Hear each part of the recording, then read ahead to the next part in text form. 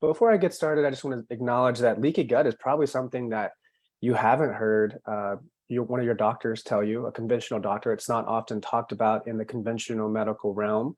There's not a diagnosis for it, but yet we all kind of know like there's something going on there, and we haven't really found a way yet conventionally to diagnose it. So while you may not be hearing about it from a conventional standpoint, it is definitely something that's making a huge difference. It's one of these root key things that if you can fix this one root key thing, you might fix a whole host of health issues that you're dealing with. And we're going to talk about what type of symptoms you might be seeing with leaky gut and really what to do about it and just the impact it had. So also, I noticed a question just being raised. I'm gonna answer most of the questions at the end. I may have some questions during, but if you do have questions, feel free to post them. And also from our team, Coach Rachel and Krista are in the chat, and they can help answer a lot of questions as we go as well. And remember, if you want everyone to see your question, just go ahead and type in everyone. So before we begin on the actual nitty gritty stuff, native path housekeeping, just to ask me a question, use the Q&A feature located at the bottom. We'll answer questions during the presentation, but mostly at the end. Rachel and Krista are here while you're having questions. And this webinar is for educational purposes only. We're not trying to diagnose or say we're going to heal or fix anything. And the purpose of this webinar really is for you to have some education, promote understanding and knowledge around this gut, whole body wellness topic that we're going to get into.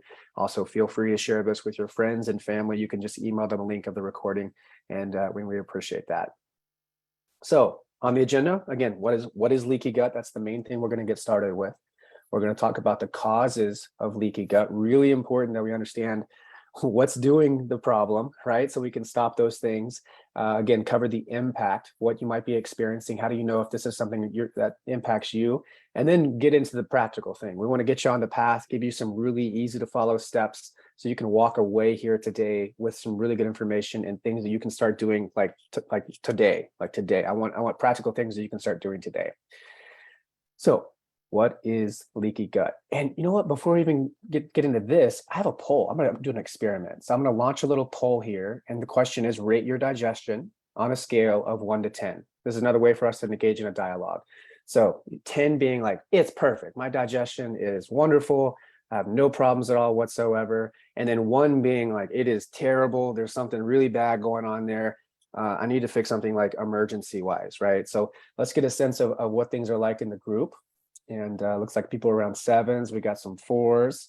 So this is really nice to see too, like for us to have an avatar where the community's at and where we need to go. I'm big on data and tracking data and then coming back, like doing something, right? And then coming back and then seeing what it's like, again, like asking yourself the same question a month later or 3 months later after you've implemented some of these strategies. So we want to be mindful of like where you're at right now, and then where will you be when we take some steps. So really good stuff. Thank you for doing that. And that was my first poll. Thank you for being a part of my first poll.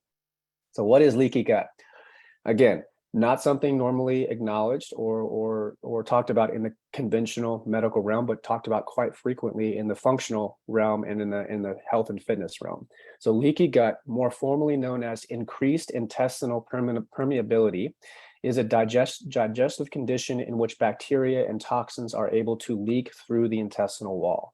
And when the typically tight junctions of the gut wall become loosened, endotoxins that would ordinarily be processed and eliminated are able to escape and be reabsorbed in the bloodstream.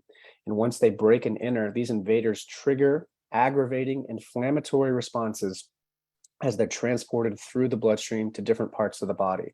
So, the easiest way I always think about this is, you have a fortress, right? And you have a wall that keeps the invaders out, the enemies out.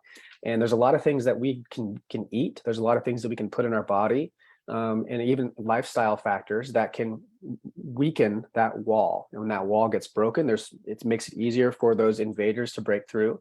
And when they break through on the other side of that wall into your fortress, it's not great, right? There's not peace. Not everybody's happy. There's like a lot of fighting going on, and that causes inflammation, right? And that inflammation is something that contributes to a whole host of health issues, right? So with the gut, we want to be aware that this is happening and be mindful that, okay, well, we want to stop doing some things that are hurting the gut, and then also think about the balance of the bacteria. So remember, when things are functioning properly, that wall is strong, no foreign invaders get through, and your body's able to eliminate toxins and bad bacteria and also absorb things really well. When that wall is compromised, everything in the health aspect gets a little more compromised. So what can cause leaky gut? What's actually making that wall come down and poking holes in the intestinal lining? That's the number two thing. So big things that we go to often in our conventional culture that we're trying to fix a problem, but it ends up over the long haul making the problem worse, are antibiotics and non-steroidal anti-inflammatory drugs. So NSAIDs, over-the-counter NSAIDs. And here's the impact. Excessive use of antibiotics can affect the friendly flora of your GI tract, and the friendly microbes that inhabit the digestive tract kill harmful bacteria or prevent them from sticking to the intestinal walls. When the normal balance of these microbes is disturbed, intestinal inflammation increases. So basically, antibiotics, what they do, what I like to think about what they do, is when things are working properly, your intestinal lining, the good bacteria is kind of sweeping all the bad stuff away, right? It's naturally eliminating the bad stuff. Antibiotics can really, in the long haul, get away from your intestinal system's ability to sweep away the bad stuff. So the bad stuff starts to build up over time, right? That's what's happened with antibiotics. And with non-steroidal anti-inflammatory drugs, these over-the-counter medications such as ibuprofen, aspirin, and Aleve are used to treat many of the symptoms that people are experiencing that result from leaky gut syndrome, when in fact these very drugs can also cause the conditions, right? And I would see this all the time as a physical therapist when people would come to me with pain. They would have joint pain, and I'd say, what have you been doing for your shoulder pain or your knee pain or back pain or whatever? And it's, well, I've been taking ibuprofen, I've been taking lots of aspirin, I'm taking Aleve, and it helps with the pain. I'm like, okay, that's good that the pain's going away, but you're not really getting to the root issue. And what ends up happening is those anti-inflammatory drugs start poking holes in the intestinal lining. Things are getting through, the body then stays stuck in an inflammatory state. So the person now is feeling more pain on top of the pain they initially were feeling. So then the person thinks, well, I just need to numb the pain like I was doing before. So they keep taking more over-the-counter anti-inflammatory drugs, which further hurts their gut. You can see the cycle here. Then it leads to a real big problem, like a health condition, like an autoimmune kind of condition, because the gut has been so compromised. These two things right here are the go-tos of what we've typically been doing in our culture when something's wrong. And they're the things that really keep us stuck in this inflammatory disease state. So we want to really bring awareness to these two things right here. And also have to always talk about what are the foods that are going to compromise the gut lining? What are the foods that are going to make the health of the digestive system worse and lead to things like leaky gut? And the one thing we really have to watch in our culture is added refined sugars. So added refined processed sugars, especially things like fructose, which you'll find in most dressings, your ketchups, any liquid drinks out there, you see a lot of fructose, but that harms the barrier of the intestinal wall, and it decreases the amount of good bacteria in your gut, and it can cause sugar cravings. So when people are having sugar cravings, when they're addicted to sugar, this keeps them in this cycle. The thing that they're hurting is the thing they're putting in the mouth, and that can damage your gut further. We have to keep in mind, sugar is in like almost everything. They have food scientists whose number one job is to get you addicted to food. So you have one and you have more and more and more and more, and they know they can get you addicted with food. Right. And other things that are going to be harmful are grains. Grains have proteins that are gluten and gliadin that can penetrate the intestinal lining. Toxic fats like vegetable oil, safflower oil, canola oil. All those things can be harmful to your gut. So we always want to talk about food as the primary thing that you want to keep in mind here. Eat a whole food diet, good quality proteins, vegetables, a little bit of fruit, a little bit of starch, but really just drink water, coffee, and tea, sleep as much as you can, and get rid of all the bad fake foods. Not good. Another thing that can compromise the intestinal lining is chronic stress. It's a contributing factor to multiple gastrointestinal disorders, including leaky gut.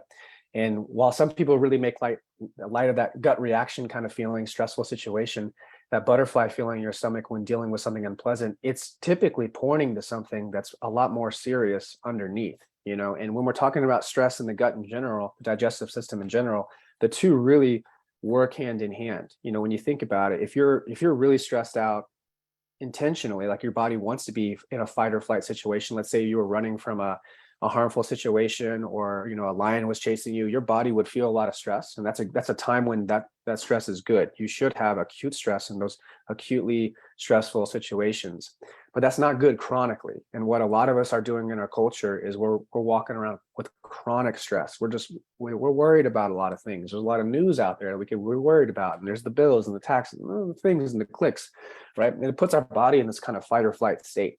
And when our body is in that state, it's really hard for the digestive system to work. The digestive system, in order for it to work, it likes to be in a calm, relaxed state. Your body wants to be breathing very easy, very gentle, and that allows your nervous system to calm down and get more of a parasympathetic rest or digest state. It allows blood to start coming back to the digestive system, so more attention and nutrients and energy can be there. But when you're stressed out, the blood, the energy, it's going through your body, your heart rate's going up. You can't work with the digestive system there. So we want to think about the food, we want to think about the stress. And remember, let's watch the antibiotics and watch the over-the-counter stuff. These are the things we got to move away from.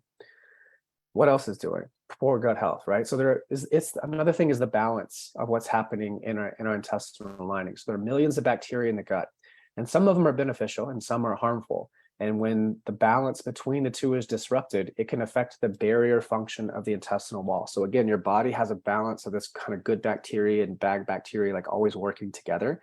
And your digestive system is, what is it doing? It's eliminating the bad stuff constantly. And the good stuff, it's like, yeah, you're good. You can go to that intestinal wall. You can get on the other side because you got lots of nutrients and vitamins that the body needs. You got good stuff. So that balance is really nice because it's a process of constantly eliminating and feeding the body, eliminating and feeding the body. But when that imbalance happens, the elimination stops and we stop absorbing and the bad stuff starts to get through, right? So think of balance, right? Yeast overgrowth is another one. Another one we're talking about balance. So yeast is a naturally present thing in the gut, right? But an overgrowth, when it gets imbalanced of yeast, may contribute to leaky gut. This is where we start having the skin issues, right? Candida albicans especially begin to grow. These are long branches out of fungus, and these long branches invade your cells into your intestinal lining, creating inflammation and permeating the membrane that prevents harmful substances from leaking out, right? So this is where the balance of what's actually happening in the microbiome of your gut. It's like its own little universe down there. There's trillions upon trillions of cells. Like we're even more bacteria inside of us than we are human. Like we're full of bacteria cells, but it's that imbalance that we really have to watch. And a lot of it comes from bad foods, chronic stress, antibiotics, right? We have to move away from those things. So bottom line, to decrease your risk of leaky gut syndrome, you want to focus on strengthening your gut lining, balancing your gut bacteria, and limiting your use of gut aggravating substances. So I like, plain and simple, what we got to do is heal and seal the gut lining. We got to stop the bad stuff. We got to start doing the good stuff and take into consideration all the nervous system type factors, putting our body in a calm state, managing stress, all going to be very important and there's things you can do food wise, things you can do supplement wise, and things you can do in your lifestyle. So we're going to talk about those things. So what are the signs that you may have a leaky gut? Like, how do I know? How do I know if something's going on? And it's hard because one of the questions I got earlier was, what tests do you do? There's not really a conventional test where like, the doctors don't have a conventional diagnosis for leaky gut. So they don't have something that they can get paid back for on a test and they'll get this diagnosis and they can do that protocol. That doesn't exist, even though this is one of the main things. So let's talk about the signs before we talk about what to do. So the following is a list of symptoms that might be signs of a leaky gut. And you know what, as I'm doing this, these all have numbers. Put the numbers in there that you have. Like if you have the first one, diarrhea, constipation, gas, or bloating, put 1 in there if that's something that happens chronically. And as we go along, because that would be really helpful for me and the coaching team, and really for all of us to see like what are the common things we're all dealing with. So one of them, diarrhea, constipation, gas, and bloating, right? Number 1. And this is one that most people don't like to talk about. They don't like to acknowledge, but if you're irregular, if your stool is liquidy, or if it's like super hard, that's a problem. If you have chronically smelling gas all the time, that's a problem. That doesn't like get better. If you're feeling bloated, like no matter what you do, you just still have this kind of bloat feeling. That's a possible sign of a leaky gut. So if you have that, go ahead and type 1. And then nutritional deficiencies. That's something that you'll see a little more objectively if you do some tests, like some blood tests or stool test, but you'll see where you're low in certain minerals, like iron is a big one that a lot of people are low in. Vitamin D is one a lot of people are low in, but what's really going on is the body is not absorbing the nutrients. So that's a really good indication, especially if you're eating a whole real food diet, like you're eating really well, but you're still having these low values. That means something's going on. You're not absorbing the food that you're eating. So that's why we always say it's not just how well you eat, how will you absorb. So the third sign you might be dealing with a leaky gut is you have a poor immune system function. You're someone who, like, when people have the flu around you, you're really on guard. You're like, I know this is gonna, I get sick frequently, like, and really easily. And you're typically out for a long time, and you typically take a long time to recover. And then it happens again and again and again. Then you might have heard the immune system really lies in the gut. So the stronger your immune system is, and again, this is where you fight off a lot of harmful things. If your body's not able to do that, and it's more likely to allow bad stuff in the system, you're more likely to get sick a lot. You're more likely to have a poor immune system. Typically, leaky gut is in play. So if you're someone who gets sick a lot, go ahead and type 3 in the chat. Cravings for sugar or carbohydrates. I talked about this a little earlier, but that sugar response where you eat a little bit and you just can't, you're like, I want more and more and more and more, and all of a sudden, like, you're not really hungry, but you just find yourself still eating. That's a good indication that there's something messed up between the signaling of leptin in your gut and your brain in your gut. That your brain should be getting information from your gut that says, I've had enough, I really don't need to do that. But because the leaky gut, something's been compromised in that communication and that signaling, so the body is just never quite getting the information that it has enough, keeps eating more, particularly sugar. Arthritis and joint pain. And this is another one. Like I talked about, when I saw people as a physical therapist with back pain or shoulder pain or knee pain, it's typically always an inflammatory thing going on that's keeping them in that chronic pain. There's like weakness in the glutes, and there's, certain muscles need to be strengthened and certain muscles need to be stretched. But then there's this other component, this chemical component, where there's a chemical inflammation aspect to it. Anytime you see the words arthritis, or rheumatoid arthritis, or anything, whether any diagnosis ending with itis means inflammation. Inflammation typically comes from the foods that you eat, but it's also this poor gut system that allows these invaders to get to the bloodstream and really cause inflammation to be happening all over the body. Number six sign of a leaky gut is depression and anxiety. And this is something that not really looked at or talked about at all. This huge connection between your mood. I talked about your brain and taste, but also your mood and how you feel, and things like serotonin, dopamine, these things, endorphins that make you happy. Those things are initially produced inside of the gut, and they go upstream, right? They're not produced here. This is just where we notice them, right? But poor mood levels, you can almost always associate it with the leaky gut syndrome. Something really dysfunctional happening in the gut, where that serotonin, those feel good hormones, are not being produced to make that person happy. So they get unhappy, they get sad, they get depressed, they get apathetic, like, what's the point, right? Or they get super worried about the future a lot. So that's something that everybody who's dealing with depression or anxiety, anything like that, I always recommend that they fix their gut, they heal their gut first. It's a really big deal, and it's a big deal in our culture too. Depression is going up in a major way. Number 7, headaches, brain fog, and memory loss. Again, like more about like what's going on in the head, being cloudy, memory, brain issues, huge gut brain connection. You eat well, you get this thing fixed down here in your gut, the head starts to follow. It doesn't go the other direction. The digestive system is the brain. This is the brain, the gut's the brain, right? Excessive fatigue is another one. I mentioned nutrient deficiencies, but if you're not getting enough stuff coming in from the food that you're eating, and you're not eliminating the bad stuff, and you're having to build up with bad stuff and not able to absorb the nutrients that you need, you will have low energy. You'll have these afternoon crashes, and you'll have issues really getting your cortisol levels and your melatonin levels balanced. There could be lots of issues there. So poor energy, if you're someone who has poor energy, that could be someone who has a leaky gut issue. And then the last one is skin rashes and problems like acne, eczema, rosacea. I always remember that wrong. Rosacea. Yeah. So the skin is like the outside. It's like your digestive system turned inside out, right? It's the largest organ in your body. But if you've got any of those conditions, and I was someone who had skin conditions for a long time. I had cuts that would break out on my fingers and my hands, and as I was a physical therapist, and just for no reason at all, be like dry skin and just break out in the cuts. And I took over-the-counter not over the counter. I took prescription pharmaceuticals for them, steroids and topical steroids to deal with this for 7 years. It never went away.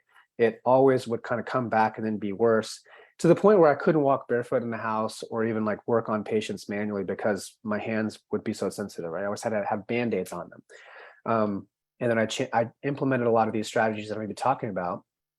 And within a month, got off all the medications and never have had problems again, and think about all the damage that was done by those things, right? Skin problems, we're typically putting creams on there that are harmful. We're typically thinking it's something we have to take a steroid for and just kill off. And usually, again, it's one of these things. It's an imbalance. It's a compromised gut system. It's the foods we're eating. It's the state that we're in. So we want to create balance. We want to heal and seal the gut lining, and we want to decrease inflammation, right? Those are the things. So while many of these symptoms overlap with other common health conditions, experts believe leaky gut may actually be a main contributor to the development and progress. Furthermore, since your second brain, again, I call it the brain, second brain, is hidden in the walls of your digestive system, two thin layers or more than 100 million nerve cells lining your gastrointestinal tract from the esophagus to the rectum, is the common understanding of links between digestion, mood, overall health, and even the way you think has been revolutionized, right? So it's kind of an emerging thing with healthcare and how we look at it. Again, up to this point, being more accepted by the functional health field, but now it's starting to be a lot more understood by even the conventional realm. We just haven't gotten there with diagnosis and stuff yet, but we will, I think, eventually. So in fact, many health professionals believe leaky gut is at the root of numerous modern health problems, such as irritable bowel syndrome, chronic fatigue syndrome, migraines, fibromyalgia, food sensitivities, thyroid abnormalities, the development of type 1 diabetes, mood swings, skin conditions, and more. So yeah, super surprising, like so many different things. And I talk about, the iceberg schematic all the time, right? If you were in the ocean and you were at the South Pole or North Pole and you saw these ice caps, you saw all these different ice caps above the ocean, above the water. But if you looked underneath, you could see it's like one big iceberg just showing up on different parts of the water. We have so many health conditions in our culture and that we deal with in our modern society that are just one underlying condition underneath. It's the digestive system. It's what's going on with our guts. It's been compromised. It's because we have imbalance of bacteria. If we fix this thing, we start to fix a whole lot of things. I remember no one really knew what fibromyalgia. They're just like, we don't know what it is. We'll just call it fibromyalgia. And that's all their answers they can really give people, right? And even now, things like type 1 diabetes, which was normally thought to be something you're born with, it's congenital, nothing you could do about it. They're like, hold on, this actually may be environmental, so a lot of paradigm things are shifting here. Your mood, your skin, right? What's going on with your digestion, right? All of it, leaky gut. So let's talk about some things to do here and really get into the nutrients and the practicals of really how to turn this thing around, right? And remember, as far as what we're going to be recommending nutrient wise, it's always going to be the base, get rid of all those foods that don't serve you, the sugar, the toxic fats, the grains, the refined and processed foods. Stick to whole foods, stick to breathing well. And those are really the key. So let's get into the nutrients on what we can do and things that you can actually take that'll make this really easy for you. So number one, collagen peptides. You all know I'm huge on collagen peptides. And a lot of you are in our community because you're taking collagen for your bones, or maybe you're taking it for your skin, but it's also incredibly helpful for your digestive system to help seal up and heal the damage in your gut lining where it's been damaged because of what we've done before. So collagen works to rebuild and strengthen the lining of your digestive system, and it contains the amino acids, particularly glycine and glutamine, that are essential for repair. And research has shown that collagen peptides can actually reverse gut barrier dysfunction and improve its tight junctions. Furthermore, as gut inflammation is linked to inflammation elsewhere in the body, it's mission critical to include an abundance of amino acid-rich foods such as collagen in your diet on a regular basis to help reduce gut inflammation and keep conditions such as leaky gut at bay. And one of the things that I love about collagen, and the reason why I call it a magical molecule, is it has kind of this intelligence that it knows where to go, right? They've done studies where they inject mice with collagen and looked at what happens under an MRI. and they can see that the collagen doesn't go to all these random places in the body. It just goes where there's damage, right? It has an intelligence. It's like a miracle molecule, right? So it doesn't go everywhere. It just goes to the damage. When you have leaky gut, when there's holes in your gut, the collagen goes right there, and it goes to your skin, and it goes to your tendons and your bones, right? But it goes to the areas where there's damage, which is what's so great about it and so fascinating. So collagen, number one nutrient you can take for a leaky gut. Number two is probiotics. And remember, I talked about the balance of a good gut. You should have some of the bad stuff, some of the good stuff. And there should be this balance of absorption and elimination. And really, it's the imbalance when we get way too much bad bacteria in the gut. That can present a problem. So probiotics are really the best way to put your body back in balance. And these beneficial bacteria work fast to balance your gut bacteria, reduce symptoms associated with leaky gut, and really get you back on the road to better health. So when you fix your gut bacteria imbalance, you calm down an overzealous immune response, and you put a halt to inflammation. In one study, signs of intestinal permeability were significantly lower in the group who received a 14-week course of a multi-strain probiotic. In another clinical trial, oral supplementation with probiotics reduced markers of intestinal permeability compared with the placebo. And in one study, found that probiotics help to promote intestinal repair in the human gut. So again, balance, balance, balance, and that it has to be part of the protocol when you're fixing the healthy gut. You don't want to just heal and seal it. The balance part has to happen, and the probiotics are really great for that. Number three thing that I recommend taking is turmeric. So curcumin, that's the beneficial compound found in turmeric. And what it does is it fights leaky gut and its symptoms in a variety of ways. So first, it contracts the proteins in the bowel lining. And what that does is it closes the spaces between the cells and reduces the signs of a leaky gut. And then it supports digestion by relaxing the smooth muscles on the walls and gently pushing food through the intestines. And curcumin is a key balancer for your gut flora and immune response, as it encourages the glands on the surface to regenerate and heal when pathogenic bacteria or leaky gut is present. This helps protect your gut lining. Curcumin boosts the secretion of stomach mucus, and this mucus is the primary defense against damage from gastric acid. So again, turmeric is a huge part. And another thing I think turmeric really does is it helps with that inflammation. It's one of the best, one of nature's absolute best natural anti-inflammatories, as opposed to those over-the-counter NSAIDs, right? The ibuprofen, the Advil, the Tylenol, all that stuff that in the long run hurts your gut, right? It has some short-term anti-inflammatory properties, but in the long term, it has a lot of pro-inflammatory properties, right? Turmeric is good for helping with inflammation in the short and long term, and there's no side effects, right? It's actually helpful for the gut. So we want to think about what we do with our pain in a different way too. So I'm a little biased, but I think we have the best collagen in the world. If you're going to have collagen, you should know that not all collagen is created the same. It very much depends on where that collagen comes from. You're not just what you eat, you are what you eat eats. So if you have cows that are raised in feedlots, they're living on dirt, they're fed hormones and antibiotics, and they're injected with all kinds of medicines and stuff they don't need, that impacts the quality of what you take in that collagen. And if you were going to eat the meat from that type of cow too. But a lot of collagens out there come from really bad sources.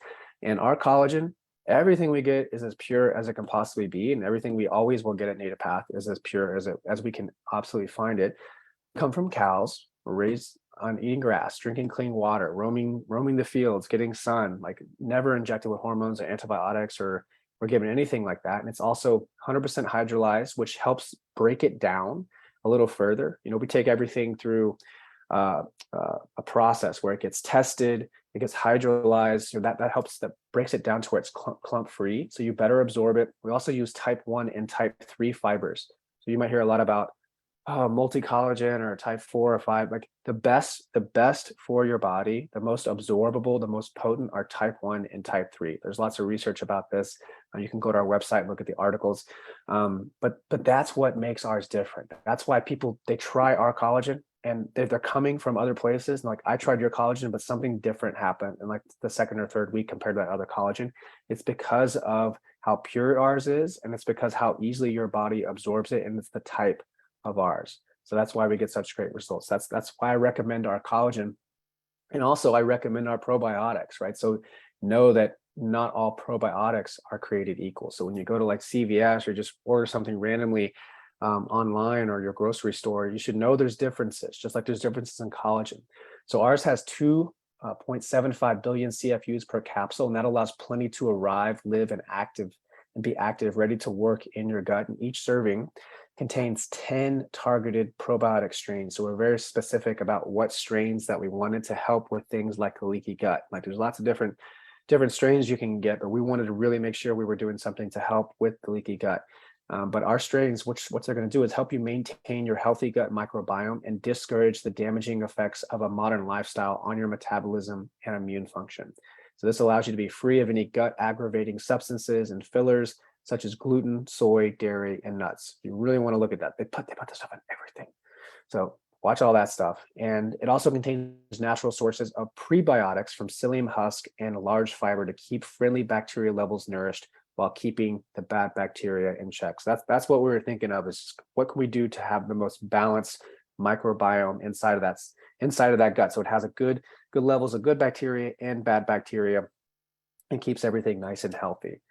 And the third thing is our turmeric, right? So I'm real big on, actually, when I think about it, collagen, turmeric, and probiotics, I believe, were the first three products of Native Path. They're so foundational to your health, and I like that we're talking about them all together here.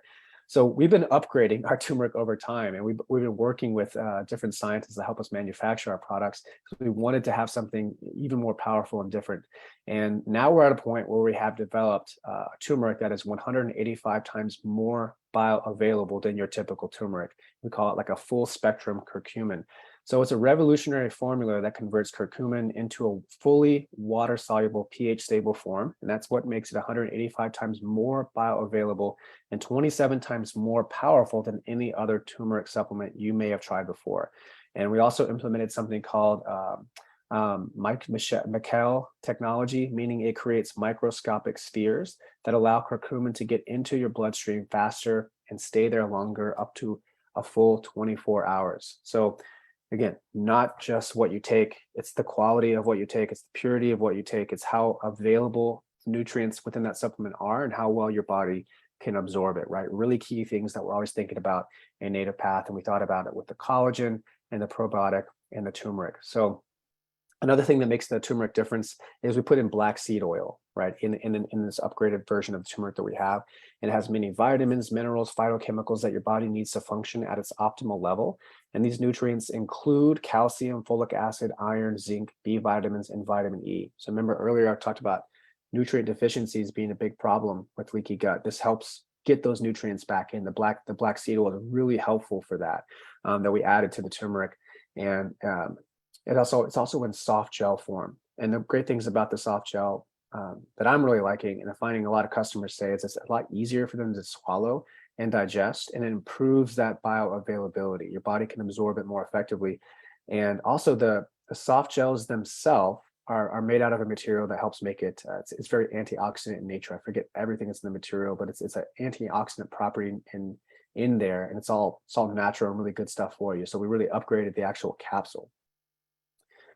And as part of watching this webinar today, we're going to do something really cool. Like this is a no-brainer if you're looking for something that you can take every day and really have like kind of the full system of what to do about a leaky gut and how to manage things from the heal and seal perspective, how to manage things from the balance perspective within the gut between good bacteria, bad bacteria, and how to really tackle inflammation. It's these three things right here. It's collagen, probiotics, and turmeric. And we're going to offer like a no-brainer special today and bundle it all together where you can get up to 55% off. So and also it's the bag. If you don't know about the bag turmeric, it's the bag collagen. I like it a lot because it's 56 servings. And with this, we recommend taking when you have something going on, probably 20 to 30, maybe 40 grams a day is better. The bag is going to be the way you can get a lot more and save a lot more money.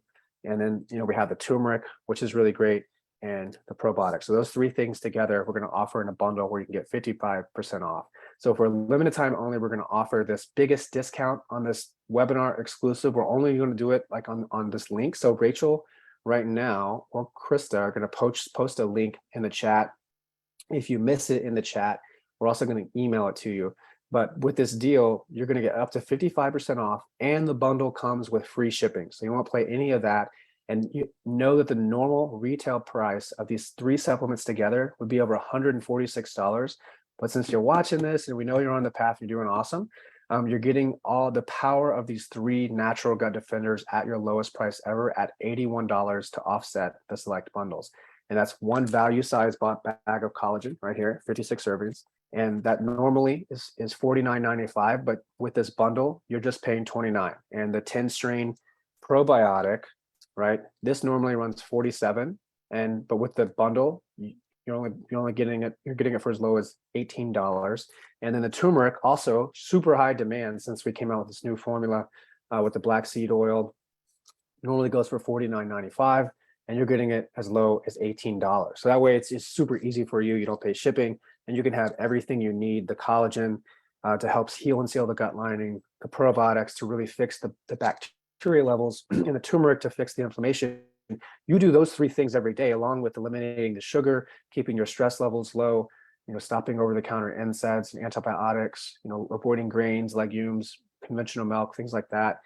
That is going to make a tremendous difference in how you feel, what's going on with your gut, and really optimizing your gut, going from like, I don't feel good to I feel great. That's where we want to take you. And you might be asking, what is the best way to incorporate this Gut Guard bundle into my daily routine? So what I recommend is 2 scoops of the collagen right in the morning. You wake up, and I would do tea. So I would also kind of minimize the coffee a little bit if you really want to tackle this, but do more tea. Put a couple scoops in there. That's 20 grams. These are 10-gram scoops, and then take 1 capsule of probiotics before breakfast. So I used to recommend taking the probiotics on an empty stomach, but I'm recommending people do have a breakfast with protein and fat. That's a good time to take probiotics. And then around lunchtime, take 1 to 2 capsules of the new upgraded turmeric, curcumin, black seed soft gels, about 20 minutes before lunch. Doing that every day, eating well, doing breathing exercises that are on nativepath.com, where you inhale through the belly, exhale through the belly, or inhale through the nose, exhale through the nose. Really beneficial to get your body in a calm, relaxed state. So those 3 things right there, right, in a daily routine. And we're so confident that you'll feel the difference. Like truly, if you do those things, you will feel so good. We have a 60-day feel the difference return policy. So what that means is you have 60 days to try out our products. And if for any reason you're not fully relaxed with relief, as your bloated belly just melts away, your joints stop aching, your toilet time is cut in half, and you can eat without doubling over in pain. And if for any reason you're not fully satisfied, if you're not feeling better, simply reach out to our friendly customer care center for assistance, and they'll help you. Again, that was support at nativepath.com. And just rest assured that you can order with confidence, knowing that your purchase is backed by our ironclad 60-day feel the difference guarantee. So thank you and congrats. Thank you for watching. Again, you can look for that special discount in the chat. Coach Rachel's going to put it there. We'll also go ahead and email you at the end of this recording so you can share with your friends. But let me see, we got some questions here. I have some questions that people asked beforehand, so I'll answer those first, and then I'll get to the questions that you guys posted. And again, thank you all for watching. Really, really do appreciate it. So the one question that I received before this was, how is leaky gut diagnosed? And I mentioned this earlier, but in the conventional health realm, it's not typically diagnosed. If you go to your typical MD, they'll be like, well, I don't have anything to diagnose it. And I think they may say, I think it's going on, we just don't have anything to diagnose it, and I have no way to prove it, right? If you go to a functional medicine doctor, there's a lot of different tests that they will use to kind of point to the fact that you have a leaky gut going on, right? So that could be a urine test, it could be a stool test, it could be blood test, and they're looking for those things in all those areas, right? In a urine test, they're looking for biomarkers of inflammation. Same thing in the stool test. They're looking for harmful bacteria that may have gotten through. They're looking at the levels of which the bad bacteria is exiting, and basically finding, all kinds of things that could point to it. But typically, there's not a straight up clear diagnosis. But if you're having all those symptoms, we know that something with inflammation is going on. Next question is another food question. How do nightshades affect someone with a leaky gut? So this is another great question. And really, so nightshades have lectins, right? Nightshades are vegetables that, unlike other vegetables, have even more of a defense mechanism, right? These are peppers, eggplants, tomatoes, potatoes, And anyway, these foods have their own protective mechanism. They have a strong degree of lectins, and that basically protects those plants from other predators. So when you eat those foods, those lectins can also cause damage for your intestinal lining and be problematic. So if someone's trying to heal their leaky gut, we recommend you remove lectins as well. So again, peppers, eggplants, tomatoes, milk would also be an issue. Eggs are sometimes an issue for a lot of people, but really it's the peppers, the spicy type things that are the biggest problem. And remember, sugar is a big problem. Added sugar, toxic fats like canola oil, safflower oil, vegetable oil. Get rid of those. Start eating things like coconut oil, avocado oil, olive oil. Those are all great things, and we have great resources on nativepath.com to help you with that. So what foods can help heal your gut? I mentioned collagen, I mentioned probiotics, and I mentioned turmeric. Those are like the three most important and easiest things you can take.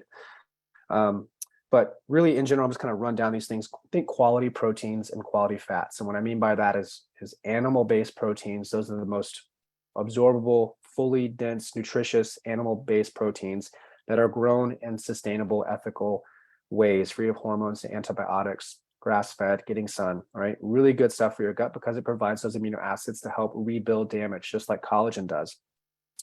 Bone broths are really good. Another way to take collagen and get a lot of glycine orally. So that's a lot of work, but it's really good if you can buy collagen. You can also go to the farmer's market and get bones. Sometimes Whole Foods or some local grocery stores will have bones. You can cook them for 6 to 8 hours. Anyway, a lot of process, but you can also just take collagen to get some collagen. Fermented foods are great because they can help repopulate your body with good bacteria. That fermentation process helps grow a lot of bacteria. So this would be kimchi, sauerkraut. Again, try to get the best sources you can. Soups, broths that are using soups that are made with really good healthy broths and that don't have nightshades in them would also be really good options. And as I say that, just remember to keep your stress levels low and get lots of sleep and get lots of sun. Those are good for you too. Let's see, other questions. Do you need to take an extra probiotic if you take collagen peptides? No, typically the probiotics, and just take one. That's really all you have to do. Just take one a day is plenty. So that's not something you really have to do a lot of, but no need to take any extra. And does acetaminophen also cause damage to the gut? And the answer is yes. Acetaminophen, a lot of the things that make your body speed up, really go fast, that's going to cause damage to the gut. Another reason why you got to be careful with things like coffee. Coffee has a potential to be irritating and irritate the gut. The discounted package you offer it for how many days and months, please? I think Krista is going to answer this question. I believe typically it's 2 weeks after we do it on the webinar, but yeah, if it's something you want to get, I would get it now. It typically expires pretty quickly, a week to 2 weeks. I think we've been done 3 days, but maybe Krista, if you're watching, you can let everybody know how long that link will be live. But I would say don't delay that. Seriously, it's like the best deal we've ever done. Bundling these things together like that. So if you're interested, this is the time. What do you suggest for breakfast? You said protein and fat. I usually have oats and almond milk and a banana. So Robin, that's a really good question. And so for protein and fat, what you're doing with the breakfast of oats and almond milk and a banana is that you're getting what most people do is in our modern culture, you're getting a whole lot of carbohydrates and then like no protein and very little fat. So what happens when we start our day with a lot of carbohydrates is our body becomes dependent on carbohydrates for fuel, and that spikes our blood sugar because the carbohydrates have the glucose. And then after a while, we'll have a big crash. You might get tired and even more hungry for carbohydrates around 10 to 12 o'clock. And that process of continuing to go for carbohydrates can get us stuck in only using carbohydrates as fuel. And that can lead to things like weight gain. It can lead to a lot of health issues because your body starts producing a lot of insulin from the pancreas.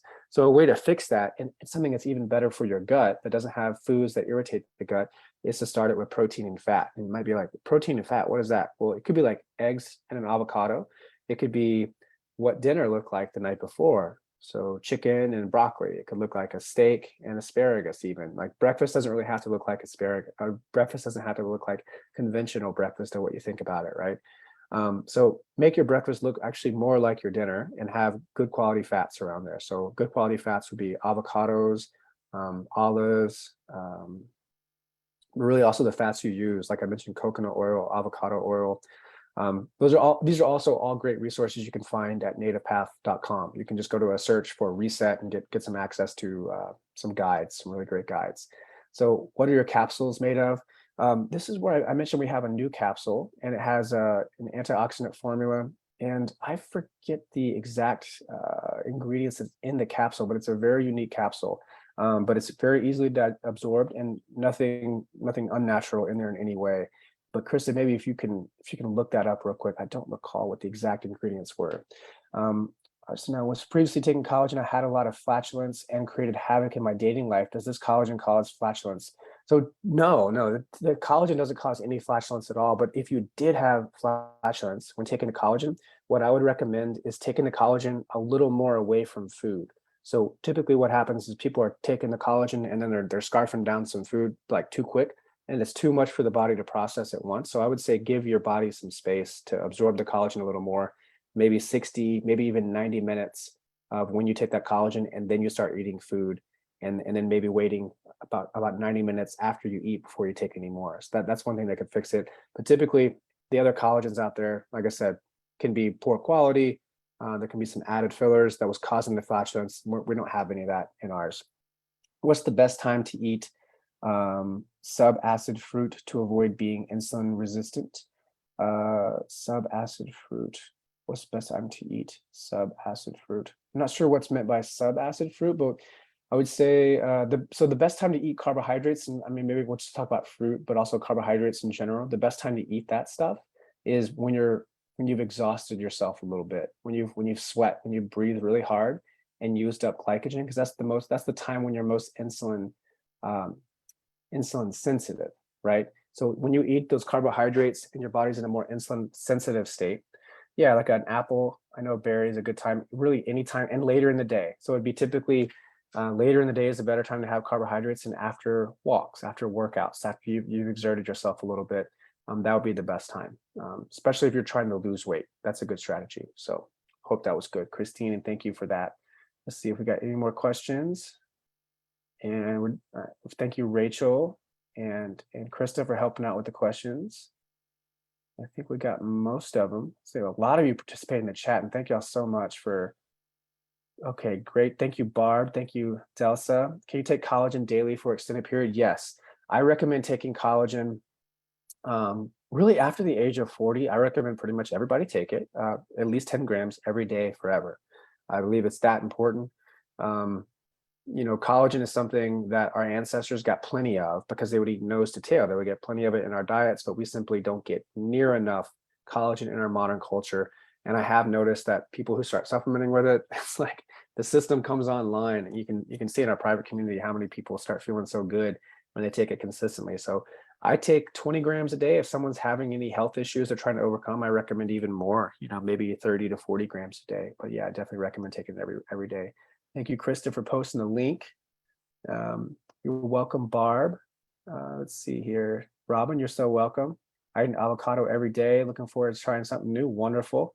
Okay, perfect. And Krista put the soft gel ingredients here. So for those who did not see, this has full spectrum curcumin, black seed oil, polysorbate 80, that's an emulsifier, and then turmeric extract, gelatin, and vegetable glycerine. So really natural stuff. Again, gelatin and black seed oil, curcumin, just it's more good stuff is actually in the capsule.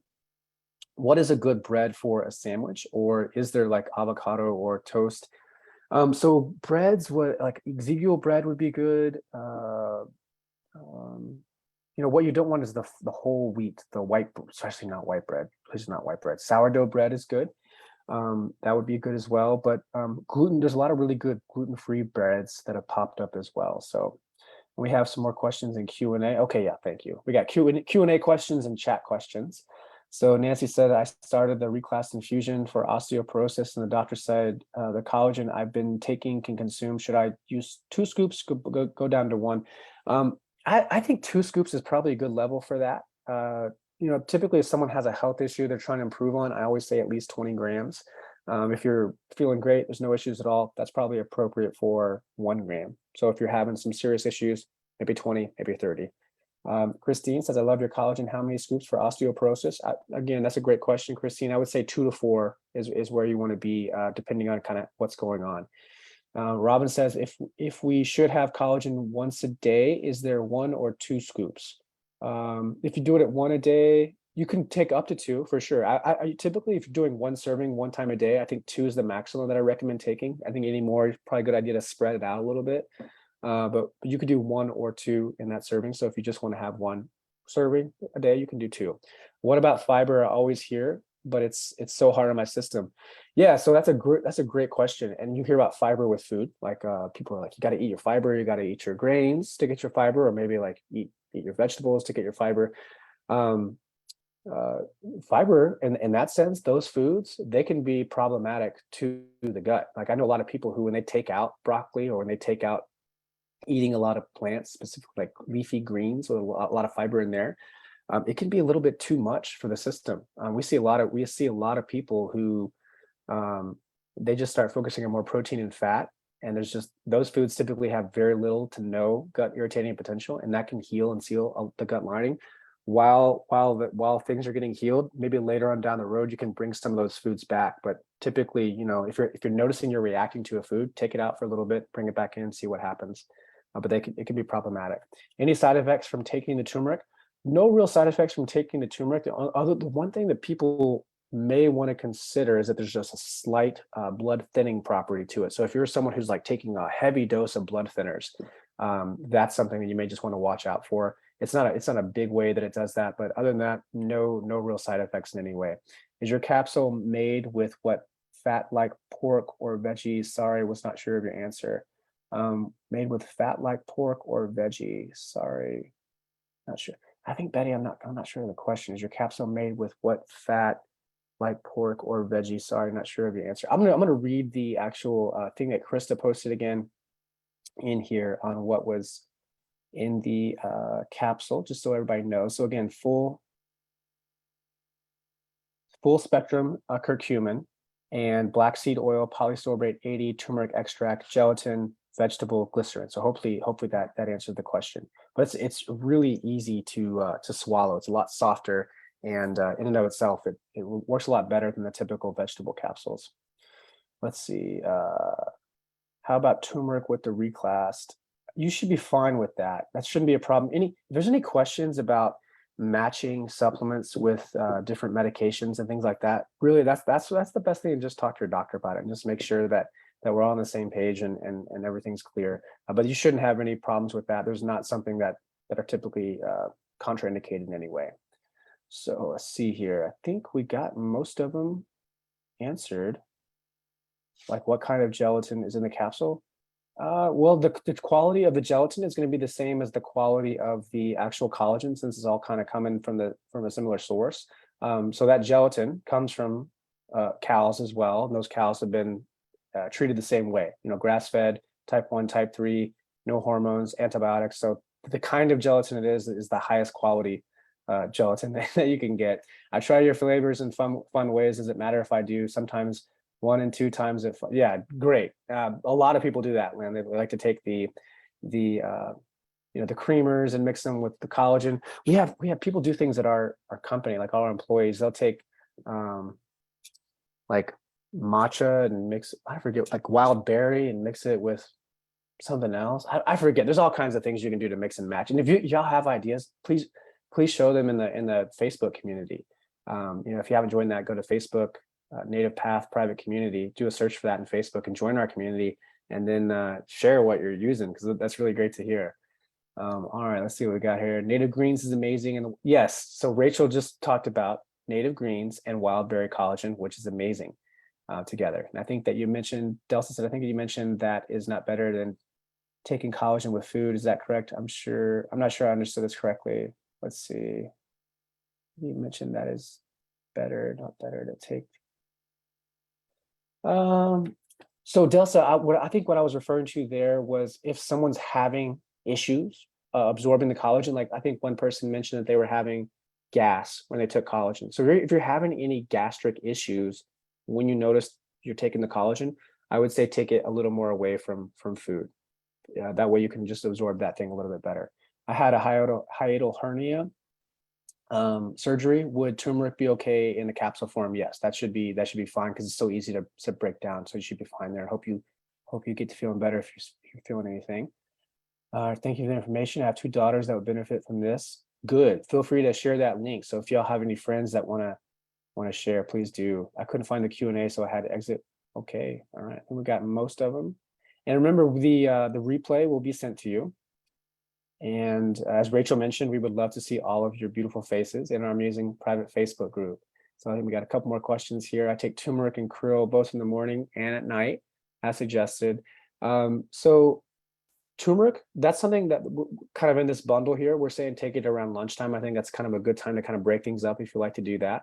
If you're dealing with a chronic health issue, something that you're trying to overcome, and krill, what I recommend is taking one in the morning and the evening if you're dealing with a health issue. And if you're not, if you're feeling pretty good and you just want it for maintenance, just one in the morning would be fine. But for the turmeric, what we're kind of suggesting now is maybe spread the capsules out a little bit, have that just midday. So here in this case, for the bundle, we're saying, collagen in the morning is great. Probiotics in the morning is great. And then turmeric in the afternoon. Krill would be great in the morning and the evening to go with that. Lock me in, my battery's low. Thanks for emailing to me. Okay, great.